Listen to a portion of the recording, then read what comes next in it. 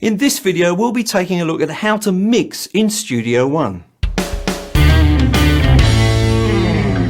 Hi folks, I'm Mike and I hope you're well. So mixing in audio production often involves a lot of problem solving. How do I make sure that that kick drum and that bass stay tight together? Or how do I make sure that that vocal stays on top of the mix at all times? These are techniques you'll learn as you go along. But what's really key is that you understand the tools at your disposal so that you can effectively solve those problems. So in today's video, we're going to be running through the mix view or the console view in Studio One. We'll be looking at setup, the basic use of the channels, and then routing off to buses, effects channels, and also using VCAs as well. So please stick around for all of that. Now, if you're new to this channel and you like this kind of content, all about home recording, DAWs, gear reviews, plugin reviews, that kind of thing, then please do subscribe and ring the bell on YouTube so that you are notified about my future videos. Now let's dive into some mixing. So here we are looking at my demo project, and as you can see, it's fairly simple. I've got a couple of audio tracks at the top, a guitar and a bass, and then I've got 3 instrument tracks. So this is MIDI information which has been recorded rather than audio. And these are actually all related to my drums because I like to record my drums on, the MIDI information for my drums on separate lines. So I've got one for the hi-hat and cymbals there, one for the kick and the snare, and one for the tom-toms. So if we want to go ahead and mix this project, we'll need our mix view. And there's a couple of different ways you can open it. First of all, you can go right down to the bottom here and you can click on the mix button here. Now this reveals to us why there's a mixture of terminology here, because you can see that the tooltip there tells you it's to open the console. Sometimes in Studio One we're going to refer to this as the console, and other times the mix view. So I'm going to click on that, but I'll tell you the other way that you can open it is by clicking the F3 button on your keyboard, okay? So you can show and hide it like that. And this is our basic view. Now this particular view is kind of squashed up at the bottom of the screen, as you can see. It may look a little bit different for you depending on the resolution of your screen. And I don't find this particularly useful for the actual mixing process. It's great when I'm still tracking and when I'm mainly looking at the track view at the top, but it's not that useful actually for the process of mixing. It's all kind of squashed down to the bottom. You can expand it up like so, and that's cool, but really when I get to the mixing phase, I like to make it full screen. And the way I do that is I detach it first of all. So over on the left hand side here, you can see there's a detach button. So I'll click on that arrow for detaching, and it puts it out into a floating window, as you can see. Now if you double click on the top bar of that window, then it takes it up to full screen. And when I'm going through the mixing process, that's what I really like. That's the sort of view I really like to use. Now, if you've got 2 monitors or a dual monitor setup like I have, then another cool thing that you can do is drag this off onto the other screen and make it full screen. That's a really handy workflow optimization. So I'll leave it on this screen so that you guys can see it, because it would be weird if you couldn't see it for the tutorial, wouldn't it? Yeah, anyway, now there's a few things on here which I don't think are particularly useful to see all of the time. So I'm going to start off by doing a little bit of tidying up of this view before we really get stuck into the core functions. So first of all, if you look over here, there's a sort of a column there, if you like, which has instruments written at the top. This is where our virtual instruments are. Now I've got one virtual instrument in this project, and it's my drums. And if I double click on its name there, you can see that I'm using Addictive Drums 2. You can do a few things by expanding this view here of the drums. You can change the audio outputs and things like that, but I'm not really going to be using it for this tutorial, so I'm just going to hide it. And I hide it by clicking on its toggle button in the bottom left there, which says Instra, which is short for instrument, and I can then just click on that and that hides that view.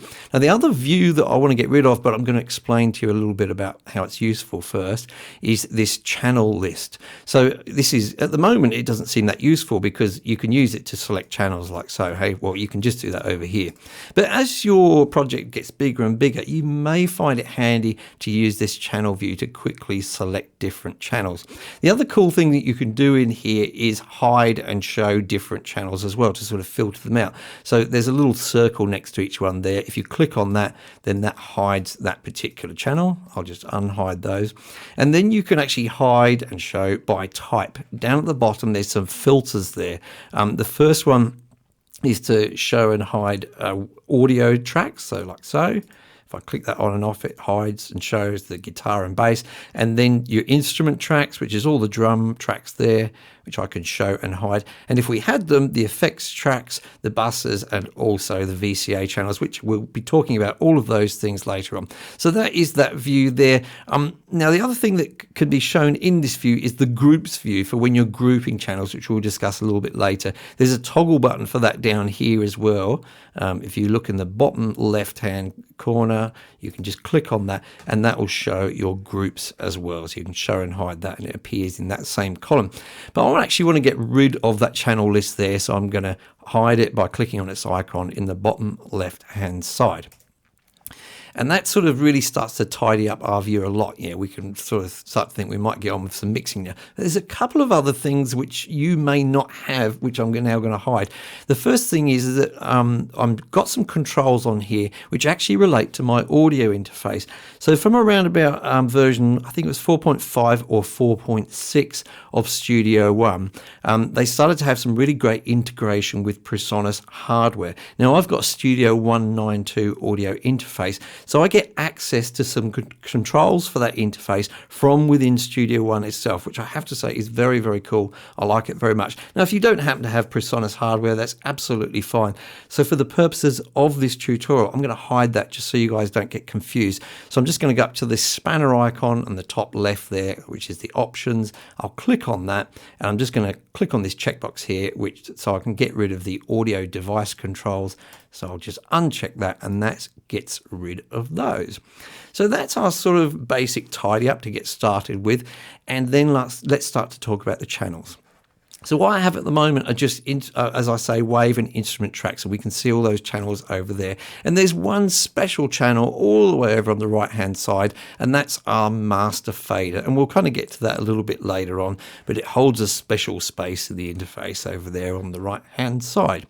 Now, the first thing I'd like to do is just start to tidy up these faders at the bottom, or in fact, just enlarge them more than anything, because they're really small at the moment. So I'm using a sort of a 2K resolution on my screen, so they're squashed right down the bottom. They may be a bit bigger for you if you've got a different resolution, but you can adjust the size of that area by going to this divider here just above the sort of fader and the other controls area, and then you can just drag it up like so. Now, it's a good idea to have a reasonable size so that you get some really fine control over those faders, and I'll be discussing why it's important to have fine control, especially down the bottom end of these faders, a little bit later on.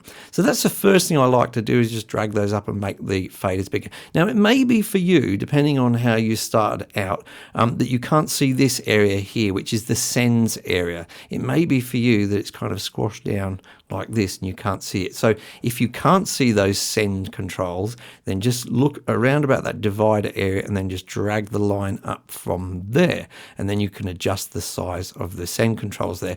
In actual fact, you can do it on an individual basis. If you hold shift on the keyboard, you can actually drag individual ones up and down. Let me know in the comments if you've been using Studio One for a while and you didn't know that. I just did it by mistake one day, to be honest with you, and that's how I discovered it.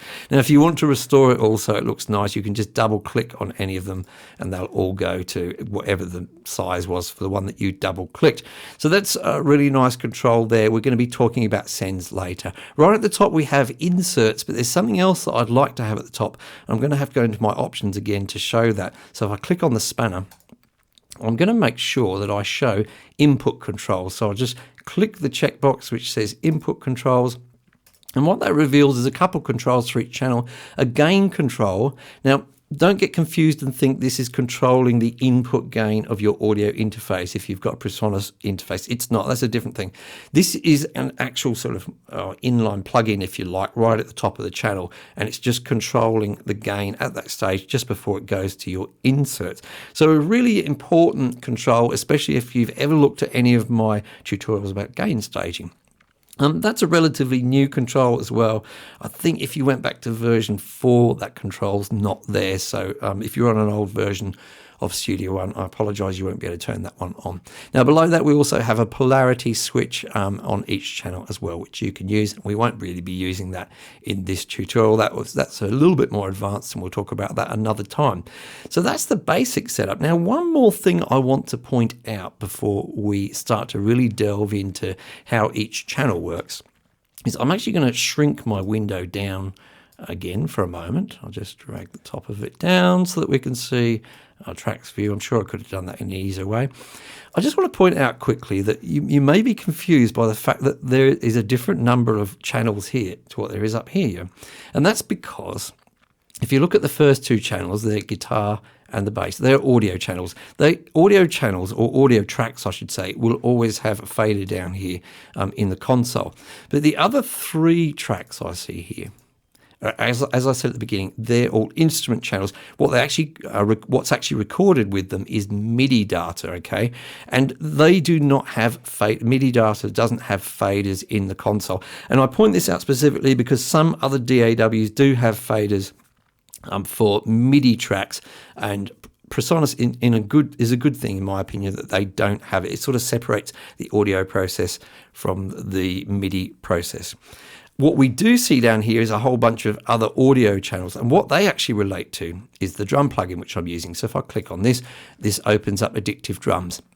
Now I have this set up so that each drum or mic on a drum goes out to a separate channel on my main console. I'm not going to cover how to do that here, but just so you know, these are all individual audio outputs from the plugin, and they are what's showing down here in the console view. So that is why the number of tracks here the tracks here don't exactly correspond to the tracks up here. I hope that explains that, and I'm going to make that full screen again. So let's now delve into the anatomy of an individual channel. So what I'm about to explain may seem rather obvious to some of you, and that's probably because you've either used a DAW before or you've used a physical mixing console before. But do stick around because there may still be some details here and there that you didn't know about Studio One. What we're going to discuss is the basic anatomy of the console, and particularly the channels and the signal flow of the channels, where the sound starts and where it ends up. So looking right at the top of the channel, this is where the sound comes in, if you like. And you want to think of the flow as going from the top to the bottom of the channel. So it starts off at the top, it passes through this inserts area, it passes through the sends area where it branches off, but it continues down through to the fader and then out to usually the main output or to another bus. We'll discuss all of those things in a moment. But the main thing to think about is it flowing from top to bottom. And right at the top, of course, if you'd followed along earlier, we have the gain control where we can set the initial volume of the signal coming in. The next thing we have, and it's what we're going to look at in a little bit more detail now, is the insert section. This is where we can insert plugins into the channel. Now, there's a couple of ways that you can add plugins to the sound, either inserted into the channel like this or using sends, which we'll discuss later. And there's different reasons why you would use each of those. But let's look at a basic case where we're just going to add in an effect. So I'm just going to quickly play my track here so you know what we've got.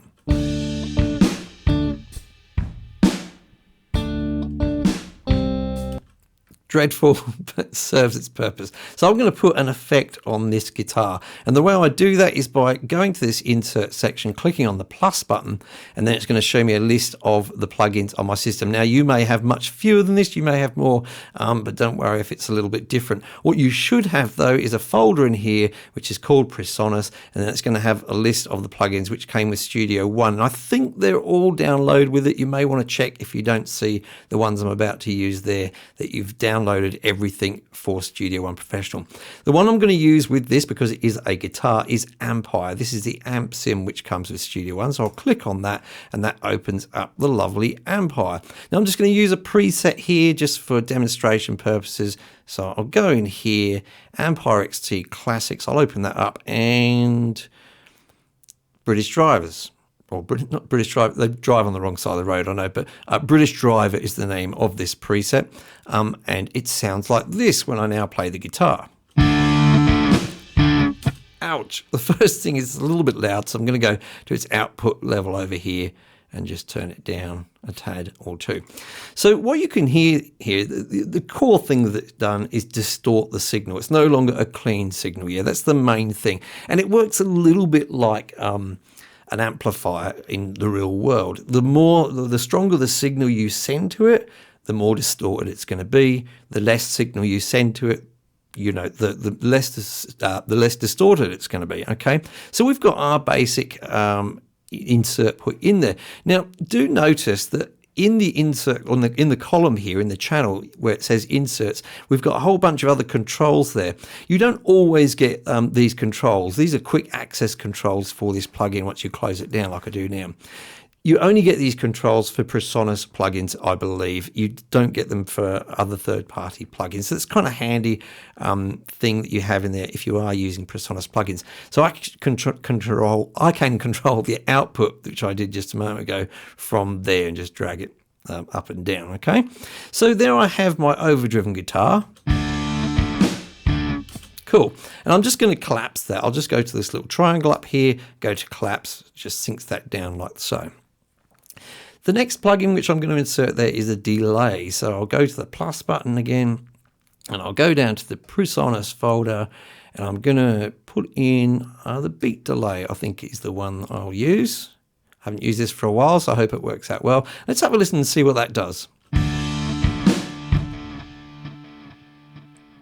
Okay, can you hear? I'll just play again quickly.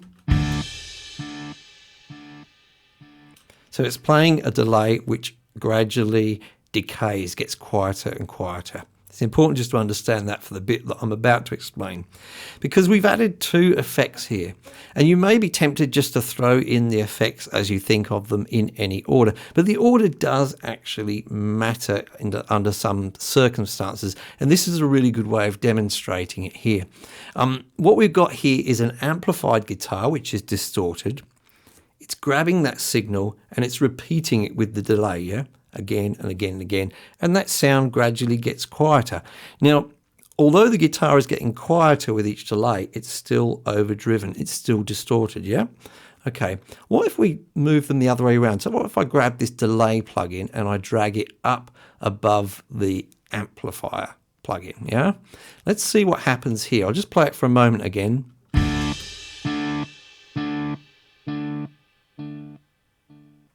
Slightly different thing happened. I'll play it again and I'll point out what to listen to. It starts off as an overdriven guitar, and then as it gets quieter, it not only gets quieter, but it becomes cleaner as well. Have a listen again.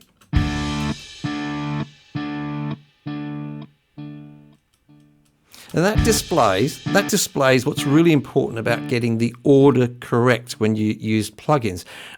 What's happening is, in this particular scenario, is it's taking a clean sounding guitar and it's repeating it. But with every single repeat, it's getting quieter. That means as it hits the amplifier plugin after it, it's driving it less. So it's not being as distorted each time, because less signal each time is being sent to the amplifier plugin. Just a quick demonstration of how important it is to get your inserts in the correct order. Now let's move on to talking about sends and why we would use those.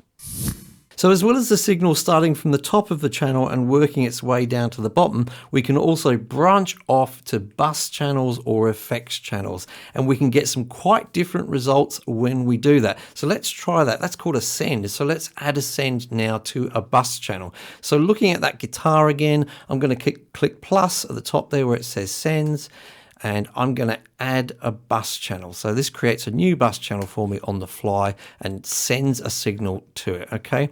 Now that has appeared right next to it here, this dark grey channel called bus 1, as you can see. Now if you're playing along, it may not have happened quite like that for you, and that's because of a specific setting which we can change. If we go up to the top left where the spanner icon is, click on that, you can see right at the top under the grouping heading, we can change where these tracks appear and where they stay. Now next to the second option there, it says keep bus channels to the right. I have that deselected, which means my bus channels will appear somewhere else with the other faders. I don't like that at all. So I want my buses to all appear on the right hand side. It's nice and neat. So I'll check that and my bus has moved to the right hand side. And I'm also going to keep these other ones checked. Keep the FX channel to the right and keep the VCA channels to the right, which we'll be adding later. Okay. So the signal comes from the top, goes through the gain control, then runs through the inserts, and it gets to this send area where it branches off to this new bus channel. And I'm going to call that bus channel, I'll double click on its name at the bottom and I'll call it amp. Okay. So what I'm going to do there is add an effect for the inserts of that bus channel. Click on the plus button there, and I'm going to do the same one as I did before. In the personas folder, I'm going to just add Ampire in there, okay? And I'll use the same preset I did before, which was British driver. Drives on the wrong side of the road. Okay, so we'll close that off. So I'm just going to play you a short part of the track. Let's see how it's been affected. All right, it's pretty loud, okay? I have to turn it down as I did before, but I've got a different option here to turn it down. I can actually use the fader for this bus here, and I can just drag that down to control the volume of that effect. Now, importantly, let's play it again. Importantly, you should understand that we're hearing two signals here. We're still hearing the dry signal, which is continuing down through the channel, and we're now hearing the signal from the bus, which has got the amplifier on. So if I turn that fader all the way down for the bus, you can hear the dry guitar. Now, if I turn it all the way up on the bus, but turn it down on the guitar channel, have a listen now. We can't hear the guitar at all now, and that's because the signal which is being sent is affected by the fader level, okay? We do have a level here of how much signal we send to the amplifier. I'll just drag that.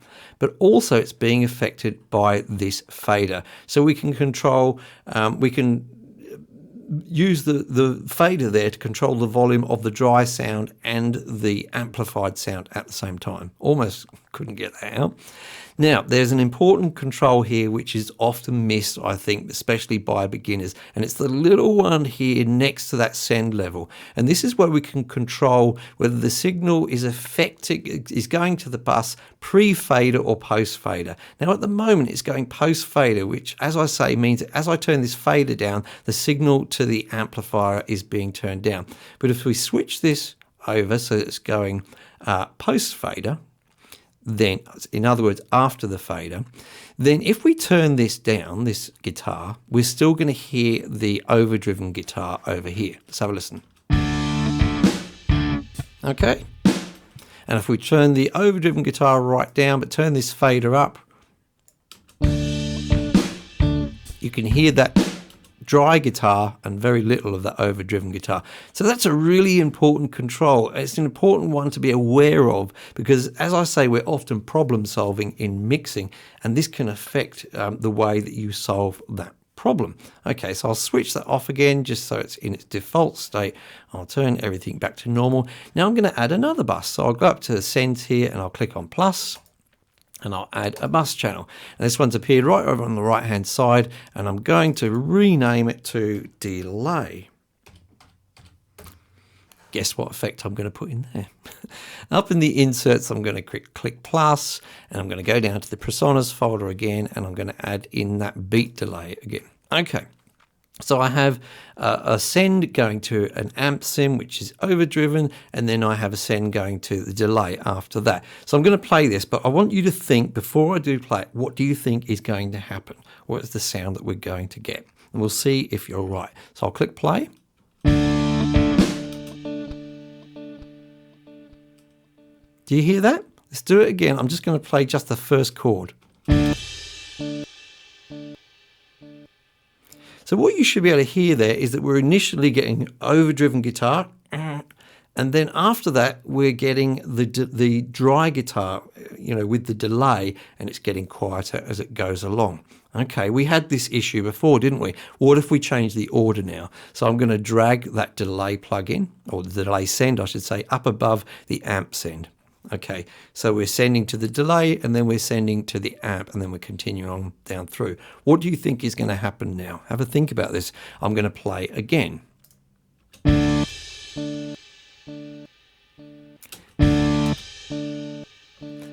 exactly the same result, no change, because these are not working in a sort of a serial manner. It's not like we are starting off with that delayed signal and with each repeat it's going through to the amp signal. No, they both get exactly the same signal. That is the signal after the insert section. So it doesn't matter which order you choose here. It doesn't affect the final outcome.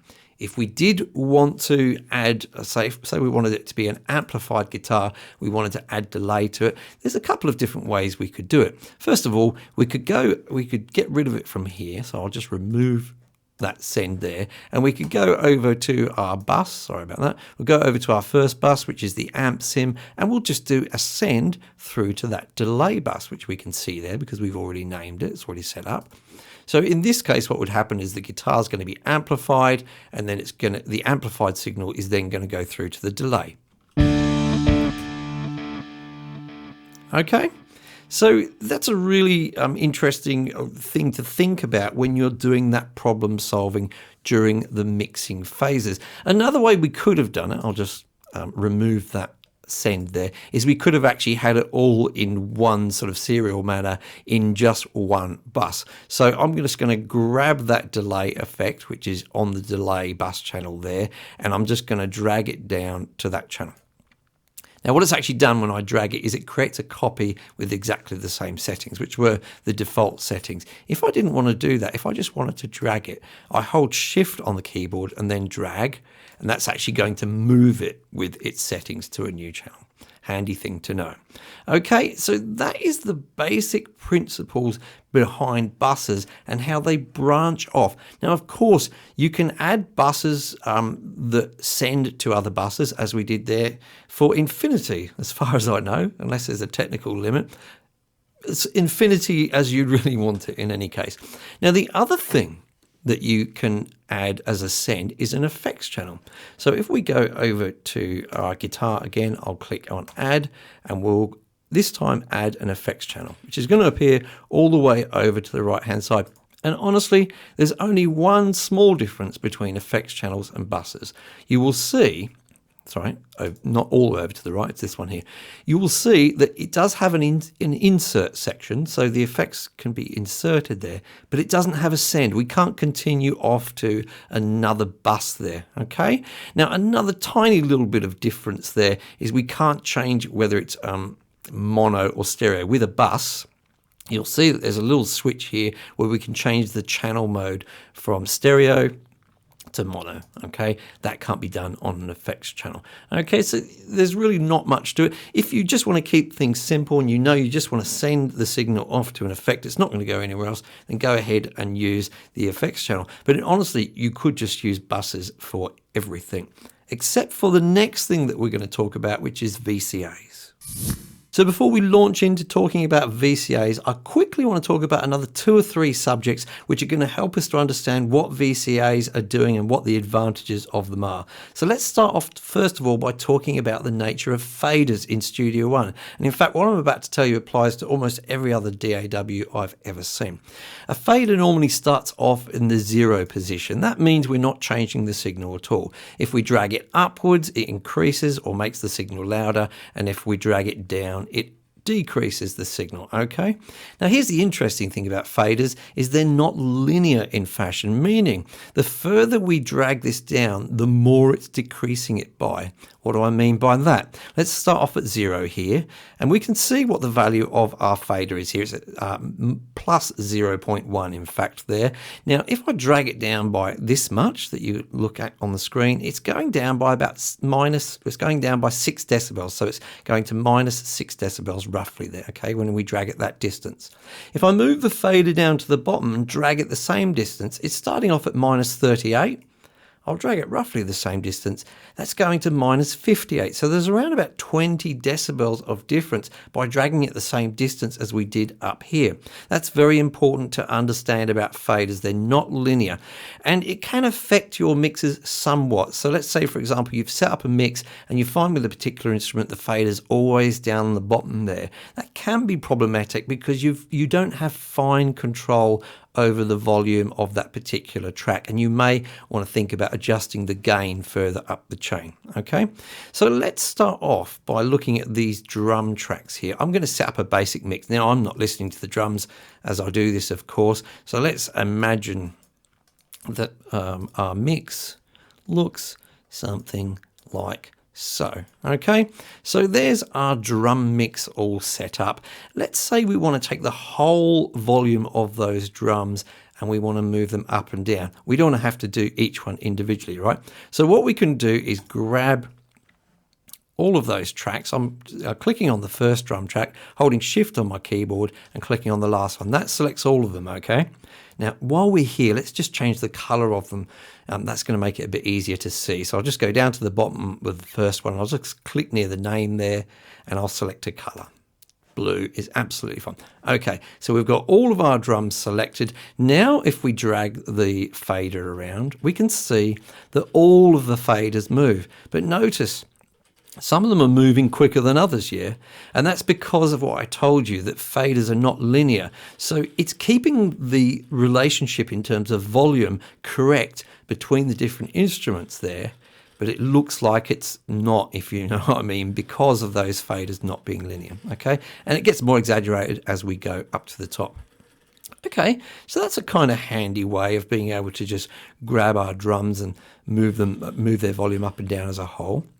Now, there's another way which we can do that, and that's by creating a group. And this is something which is often discussed when we talk about VCAs. People say, well, you could just create a group. They do the same thing as VCAs. Yeah, that's sort of true, but not quite true. So let's create a group. I'm going to right-click on the first track there and group the selected tracks. I could have clicked Control-G, and that's created a group. I'll just go with the default name, Group 1. I'll click OK. Okay, so now, even if I've only got one of these tracks selected, I'll drag it. They all move in that uniform way that we talked about earlier. Okay, so that's very, very handy. Now, groups are very powerful things. If I open up the groups panel, we can see our group there. I'll right click on it.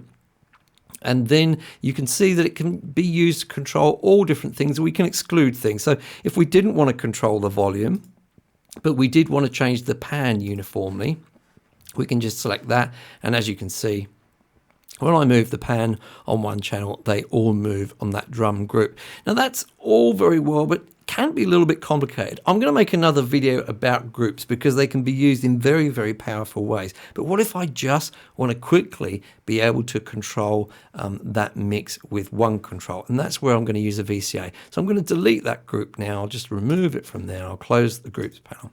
Okay, again, what I'm going to do is select all of those drum channels there by selecting the first one, holding shift, selecting the last one.